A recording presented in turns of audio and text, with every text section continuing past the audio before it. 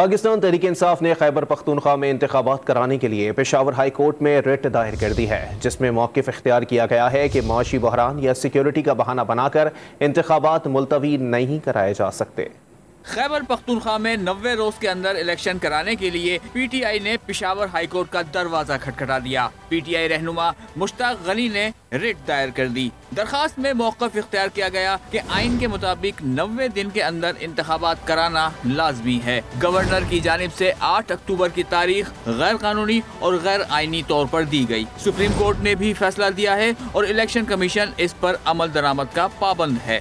معاشی بحران یا سیکیورٹی کا بہانہ بنا کر انتخابات ملتوی نہیں کرائے جا سکتے۔ درخواست میں استدعا کی گئی کہ گورنر کو فوری الیکشن کے لیے تاریخ دینے کا حکم دیا جائے۔ میڈیا سے گفتگو میں مشتاق غنی نے کہا کہ یہ حکومت الیکشن کرانا ہی نہیں چاہتی۔ یہ الیکشن کروانے میں بالکل بھی مخلص نظر نہیں آتے۔